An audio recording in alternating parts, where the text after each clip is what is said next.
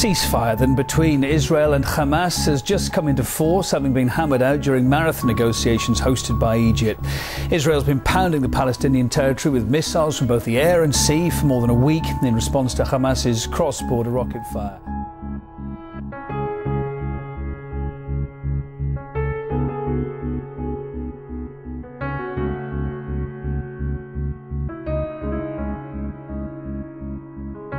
Has been announced and agreed to by both Israel and Hamas. This is the second time in 2 days that we've heard such an announcement, but this time it certainly does seem as if it's accurate. There was earlier a press conference between the US Secretary of State Hillary Clinton and the Egyptian Foreign Minister. At that press conference, Clinton said that the US was committed to making sure that the Israelis face an increased safety and security situation, and also to improving the conditions of people in Gaza. Egypt, for its side, has said that Cairo has a historical duty to represent and help the people of Palestine.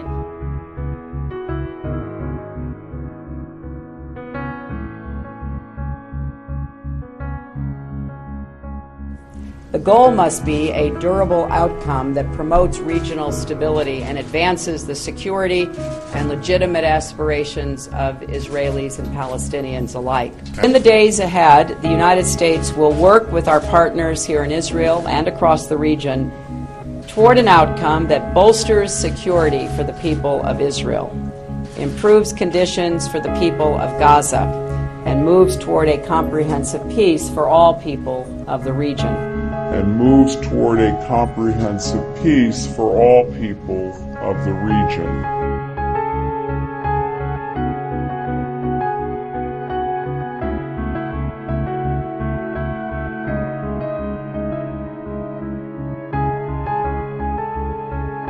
The main investigator for the Palestinian Authority announced the way that this investigation is going to be happening. So what's going to happen is that this coming Tuesday, the investigators from France, Russia, as well as Switzerland are going to open Yasir Arafat's grave. They are going to take samples from Yasir Arafat's body, and then they are going to shut the grave as well. All of this is going to have big ceremonial character. There's going to be a religious ceremony when the grave is open. There's going to be a military ceremony, and the same is going to be happening when Yasir Arafat is laid to rest again.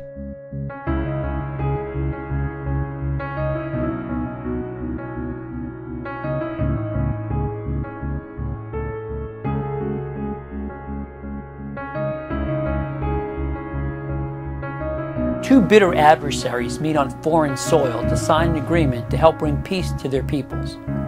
The world applauds them for putting old animosities aside, and they eventually win the Nobel Peace Prize.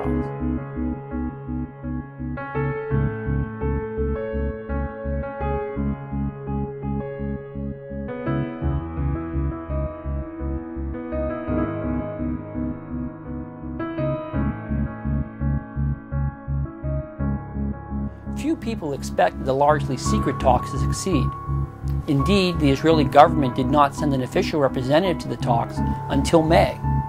But thanks in part to the diligence of Norway's foreign minister, a deal was struck in August. The Oslo Accords fell far short of being a full-fledged peace treaty. Its goal was instead far more modest, to establish a process at which the two sides might one day reach a permanent settlement. The hope was that future negotiations would produce agreement on the thorny issues that had been put aside under Oslo, most notably the future of Jerusalem, the fate of the Palestinian refugees, the future of Israeli settlements, and the possibility of a Palestinian state. The most memorable image from the day came when Arafat and Israeli Prime Minister Yitzhak Rabin shook hands under the watchful eye of President Bill Clinton.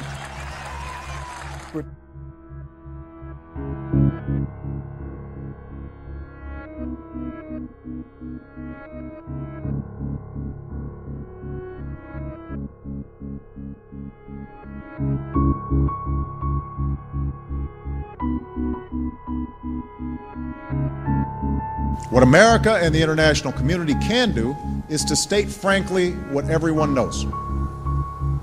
A lasting peace will involve two states for two peoples.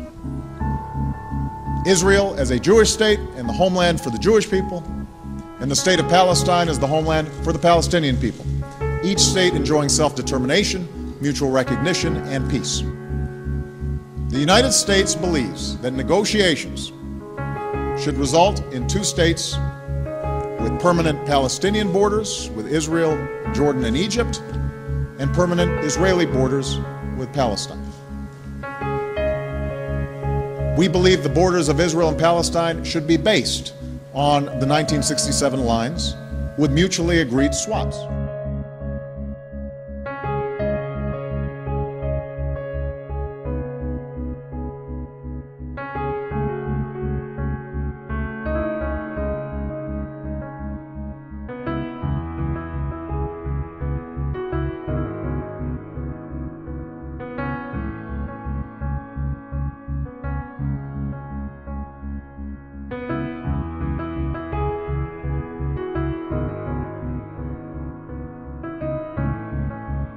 I receive this honor with deep gratitude and great humility. It's an award that speaks to our highest aspirations. For all the cruelty and hardship of our world, we are not mere prisoners of fate. And yet I would be remiss if I did not acknowledge the considerable controversy that your generous decision has generated. In part, this is because I am at the beginning and not the end of my labors on the world stage.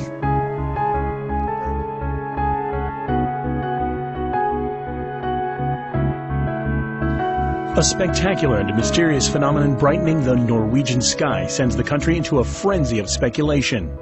We had a lot of media contacting us, and we have tried and investigated during the day. And for the time being, we are not sure still about what this object is, and the information that we do have on the object is restricted information.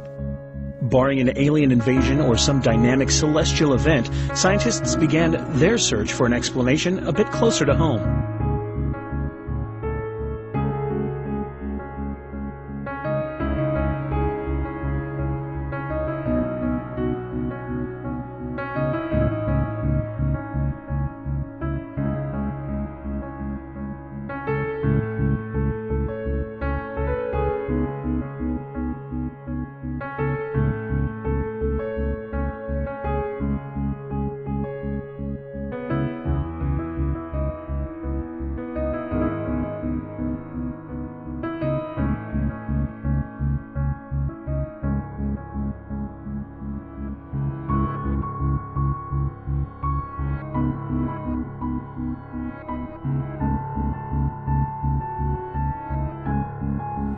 Exactly. The voting has been completed. Please lock the machine.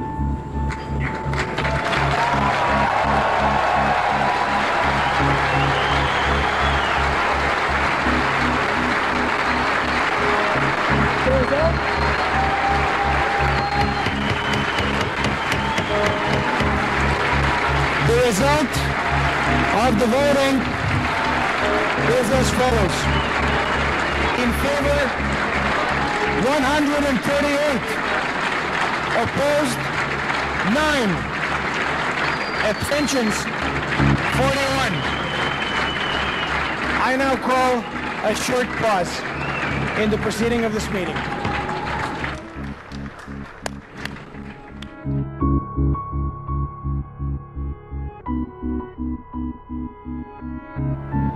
After nearly 3 months of negotiations, Jewish international lobbying for the resolution, and Arab outcry and threats against it, Resolution 181 calling for the establishment of a Jewish state and an Arab state side by side in Palestine was finally put before the UN General Assembly. Jews around the world listened closely to their radios as the votes were tallied. Of the DAC Committee for Palestine was adopted by 33 votes, 13 against, 10 abstentions. Jews all over the world rejoiced.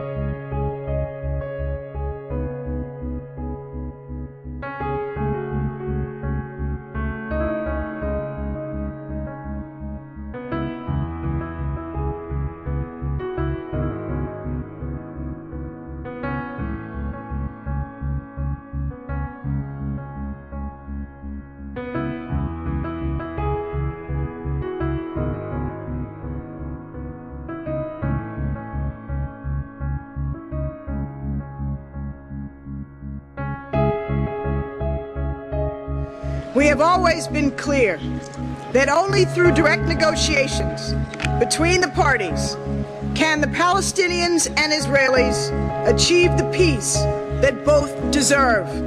2 states for 2 peoples, with a sovereign, viable, and independent Palestine living side by side in peace and security with a Jewish and democratic Israel. But the only way to establish such a Palestinian state and resolve all permanent status issues is through the crucial, if painful, work of direct negotiations between the parties. Today's grand pronouncements will soon fade, and the Palestinian people will wake up tomorrow and find that little about their lives has changed, save that the prospects of a durable peace have only receded. The United States, therefore, calls upon both the parties to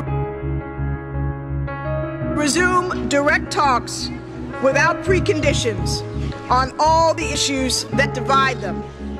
And we pledge that the United States will be there to support the parties vigorously in such efforts. President Obama has been clear in stating what the United States believes is a realistic basis for successful negotiations, and we will continue to base our efforts on that approach. The recent conflict in Gaza is just the latest reminder that the absence of peace risks the presence of war.